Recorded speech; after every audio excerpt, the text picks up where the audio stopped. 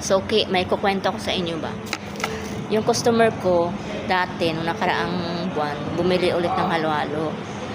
Ngayon, tapos, inulit ko sa kanya yung kulang na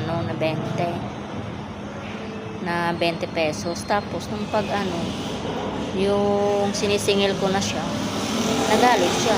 Sabi ko, kuya, talagang may kulang kayo ng 20. Hindi naman ako nagtitinda para mandaya. Nagtitinda ako para kumita. Sinabi ko yun sa kanya. Tapos, nung sabi niya, wala daw siyang kulang kasi binayaran daw niya. Sabi ko, 1,000 po yung pera nyo. Dapat ang sukli nyo is 880 kasi 120 yung nakuha niya. Walang bariya, kaya 900. Ang binigay ko sa kanya. Sabi ko, yung 20 kuya, pagbalik mo na lang. Ibigay mo na lang sa akin. Kasi pera lang naman yun. Kikitain ko pa yun. Ba't naman ako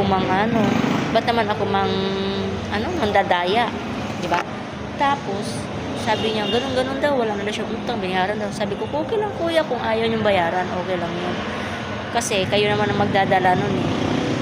Kayo ang magdadala nun. Bahala na si Lord sa inyo. Alam ni Lord yun, na talagang may utang kayong 20. Sabi ko, ganun sa kanya. Tapos, kung ano mga sinasabi niya.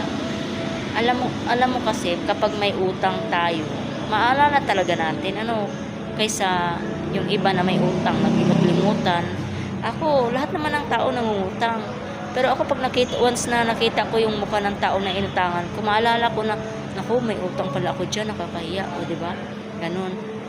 Tayo yung dapat na, ate, pasensya ka na kasi, ganun. Hindi yung pag sinisingil mo at pinapaalala, nagagalit pa. Baliktad na ngayon ang panahon eh. Ang nagpapautang, siya na yung nagpapakumbaba. Tapos yung nangutang, siya na yung matapang. Ngayon na, ganun na ngayon. Pero sa akin, okay lang yun kasi silang magdadala nun habang buhay, hindi ako. Kasi yung nawala sa akin, magkano, halimbawa, may umutang sa akin tapos hindi nagbayad, magkano ang halaga nun, diba? Yun lang nawala sa akin. Pero yung babalik sa akin, mas higit pa doon, doble-doble. Pero yung umutang, ay lalong maghihirap, di ba? Ganun lang ang buhay. Kaya tayo dapat, hindi tayo, pantay-pantay, hindi yung, sabi ko, kuya, grabe ka naman, sabi ko, sadya ka naman may utang. Ba't ka nagagalit kapag sinisingil? Sabi kong ganun sa kanya. Sabi ko, 20 pesos lang yun eh. Sige, sa'yo na. Kung babayaran mo ako, salamat. Pag hindi mo ako babayaran, salamat din. Ganun lang. Hindi ako magdadala nun. Bahala siya sa buhay niya. Tapos kung ano-ano pa mga sinasabi niya, ay naku, bahala siya sa buhay niya. Hindi